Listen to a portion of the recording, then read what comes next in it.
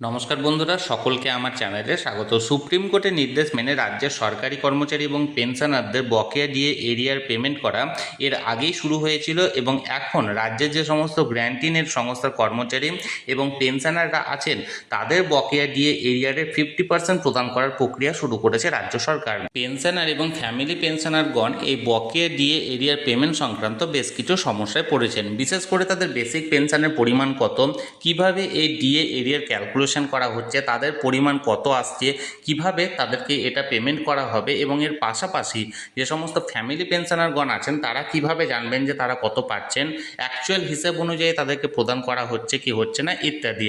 আজকের ভিডিওতে এই যাবতীয় সমস্ত কিছু সমস্যা নিয়ে আলোচনা করব। ভিডিওটি অত্যন্ত গুরুত্বপূর্ণ, তাই প্রথম থেকে শেষ পর্যন্ত অবশ্যই ধৈর্য সহকারে দেখবেন এবং ভালো লেগে থাকলে অবশ্যই একটি লাইক করবেন এবং সকলের সঙ্গে শেয়ার করবেন। আর সেই সাথে চ্যানেলে প্রথমবার হলে অবশ্যই চ্যানেলটিকে সাবস্ক্রাইব করে নিতে ভুলবেন না। তাহলে চলুন আমরা বিস্তারিত জেনে নিই। একজন পেনশনার বা ফ্যামিলি পেনশনার এই 50% বকেয়া দিয়ে এরিয়ার পেমেন্ট সংক্রান্ত যে সমস্ত সমস্যায় পড়েছেন সেই সমস্ত সমস্যার ম্যাক্সিমাম সমাধান আপনারা পিপিও থেকে পেয়ে যাবেন। আপনারা যদি নিজেদের পিপিওটাকে ভালোভাবে লক্ষ্য করেন তাহলে দেখবেন আপনাদের সকল সমস্যার সমাধানগুলি পিপিওতে দেওয়া আছে।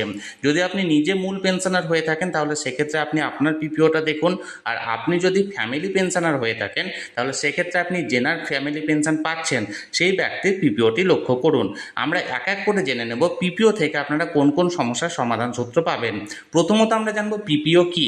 পিপিও বা পেনশন পেমেন্ট অর্ডার হলো একজন সরকারি কর্মচারী বা একজন শিক্ষক শিক্ষিকা বা একজন গ্র্যান্টিনের সংস্থার কর্মচারী যখন নিজের চাকুরি থেকে অবসর নেন তখন তার যাবতীয় বেসিক ডিটেলস এবং তার সার্ভিস ডিটেলস এই অর্ডারে এন্ট্রি করা থাকে। এক কথায় বলতে গেলে আপনি যখন চাকরি থেকে অবসর নেবেন তখন আপনার নাম, আপনার জন্ম তারিখ, আপনার প্রথম জয়েনিং ডেট, আপনি কবে অবসর গ্রহণ করেছেন, এর পাশাপাশি আপনার কতদিন সার্ভিস লাইফ হলো, এছাড়াও তার পেনশন সংক্রান্ত যাবতীয় তথ্য সমস্ত কিছুই এই পিপিওতে লিপিবদ্ধ থাকে। ফর এক্সাম্পল, ধরুন কোনো একজন ব্যক্তি যিনি চাকরিতে জয়েন করেছেন 1 মে 1995, অর্থাৎ 1/5/1995 তার ডেট অফ জয়েনিং, এবং তিনি চাকরি থেকে অবসর নিয়েছেন 31 জুলাই 2017। এই সমস্ত কিছু অর্থাৎ এই ডেট অফ জয়েনিংও সেখানে লিপিবদ্ধ থাকবে এবং তার ডেট অফ রিটায়ারমেন্টও এই পিপিওতে লিপিবদ্ধ থাকবে।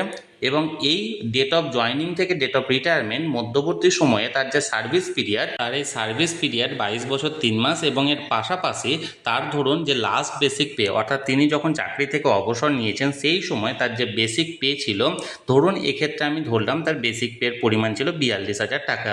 এই লাস্ট বেসিক পেও লিপিবদ্ধ থাকবে এবং লাস্ট বেসিক পে অনুযায়ী তার যে বেসিক পেনশন বা তার পেনশনের পরিমাণ সে সমস্ত কিছু লিপিবদ্ধ থাকবে। এক্ষেত্রে যদি তার বেসিক পে অর্থাৎ লাস্ট বেসিক পে চাকরি থেকে অবসর নেওয়ার সময় 42,000 টাকা হয় এবং তিনি যেহেতু আগেই আমি বললাম 22 বছর 3 মাস তার সার্ভিস লাইফ ছিল, অর্থাৎ এক্ষেত্রে 20 বছরের বেশি সার্ভিস লাইফ ছিল, তাহলে এক্ষেত্রে তার যে পেনশনের পরিমাণটা হবে সেটা হবে 50%। তাহলে সেক্ষেত্রে সেই কর্মীর এখানে বেসিক পেনশনের পরিমাণ হবে 42,000 টাকার 50%, অর্থাৎ 21,000 টাকা, এবং এই সমস্ত কিছুই কিন্তু এই পিপিওতে লিপিবদ্ধ থাকবে। এছাড়াও পেনশন কমিউটেশনের বিষয়টিও এই পিপিওতে উল্লেখ করা থাকে। পেনশন কমিউটেশন বলতে বোঝায় একজন সরকারি কর্মচারী যখন তিনি অবসর গ্রহণ করেন তখন তাকে একটা সুযোগ দেওয়া হয়, তিনি যদি চান তার যে বেসিক পেনশনটি দাঁড়াচ্ছে অবসর নেওয়ার সময় তার সর্বোচ্চ 40% তিনি সেল করতে পারেন, অর্থাৎ কমিউট করতে পারেন, এবং এই সেল ভ্যালু অর্থাৎ কমিউটেশন ভ্যালু অনুযায়ী এককালীন একটি মোটা অর্থ, অর্থাৎ তিনি অবসরের সময় এককালীন তাকে একটা মোটা অর্থ পে করা হয় এবং বাকি টাকার উপর বেস করে তাকে পেনশন প্রদান করা হয়। এক্ষেত্রে ধরুন একজন সরকারি কর্মচারী, যার আমি উদাহরণটি দিলাম, তার লাস্ট পে ছিল 42,000 টাকা বেসিক পে এবং লাস্ট বেসিক পেনশনের পরিমাণ ছিল 42,000 টাকা 50%, অর্থাৎ 21,000 টাকা।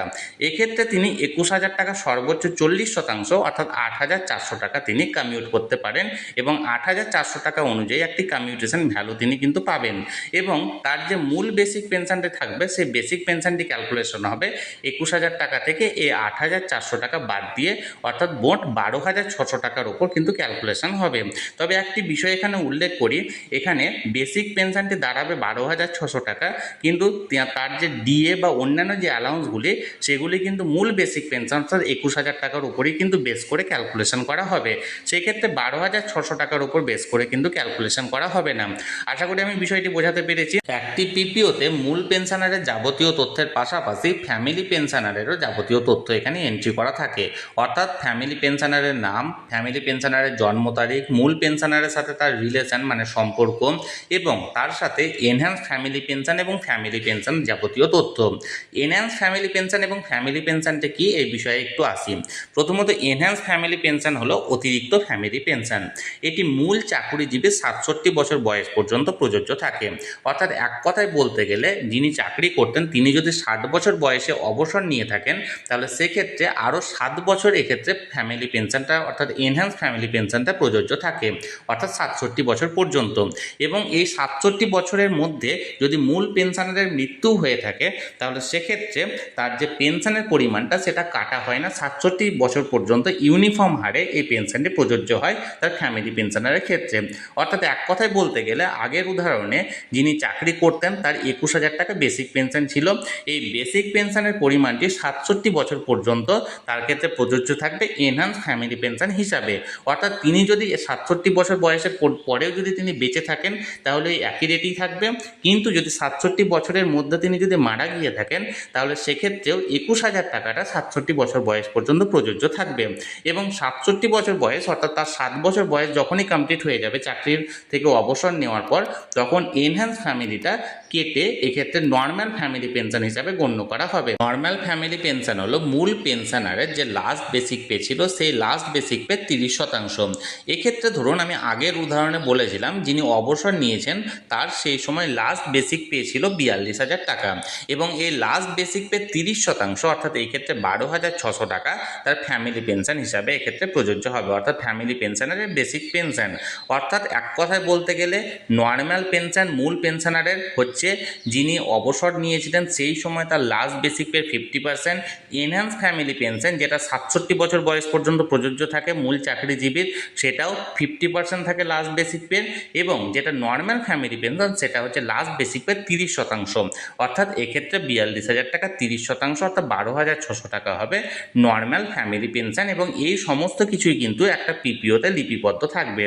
অর্থাৎ এক কথায় বলতে গেলে একটি পিপিওতে মূল পেনশনারের বেসিক ডিটেলস অর্থাৎ তার নাম, তার জন্ম তারিখ, তার যাবতীয় সমস্ত কিছু তথ্য, ফ্যামিলি পেনশনারের সমস্ত বেসিক ডিটেলস অর্থাৎ নাম, তার জন্ম তারিখ, তার মূল পেনশনারের সঙ্গে তার রিলেশন, যাবতীয় তথ্য, last basic pay, basic pension, pension কমিউটেশনের পরিমাণ, অতিরিক্ত ফ্যামিলি পেনশন অর্থাৎ enhance family pension, normal family pension ইত্যাদি যাবতীয় তথ্য কিন্তু এক্ষেত্রে লিপিবদ্ধ থাকে। এক্ষেত্রে সুপ্রিম কোর্টের নির্দেশ মতো একজন পেনশনার বা ফ্যামিলি পেনশনারকে যে 50% বকেয়া দিয়ে এরিয়ার পেমেন্ট করা হবে সেই পেমেন্টের পরিমাণ কত দাঁড়াবে তার যাবতীয় হিসেব বা ক্যালকুলেশন কিন্তু বেসিক পেনশন বা বেসিক ফ্যামিলি পেনশন অনুযায়ী কিন্তু নির্ধারণ করা হবে। এবং এই সংক্রান্ত যাবতীয় তথ্য আপনারা পিপিও অর্থাৎ পেনশন পেমেন্ট অর্ডার খুঁজলেই পাবেন। এক্ষেত্রে যিনি মূল পেনশনার তিনি নিজের পিপিওটা দেখুন, এবং যিনি ফ্যামিলি পেনশনার তিনি মূল পেনশনারের পিপিওটা দেখুন। এর পাশাপাশি যদি আপনাদের কোনো কিছু বুঝতে অসুবিধে হয় বা কোনো সমস্যা হয় আমাকে কমেন্ট করতে ভুলবেন না, আমি চেষ্টা করব আপনাদের যাবতীয় সমস্যার যথাযথ উত্তর দেওয়ার ক্ষেত্রে। আর এই ভিডিওটি যদি ভালো লেগে থাকে অবশ্যই একটি লাইক করুন এবং সকলের সঙ্গে শেয়ার করুন। আর সেই সাথে এই চ্যানেলে যদি প্রথমবার হয়ে থাকেন এই রকমের ইনফরমেটিভ ভিডিও আরও দেখার জন্য যারা এখনও পর্যন্ত এই চ্যানেলটিকে সাবস্ক্রাইব করেননি তারা অবশ্যই চ্যানেলটিকে সাবস্ক্রাইব করে রাখুন। ধন্যবাদ, দেখা হচ্ছে পরের ভিডিওতে।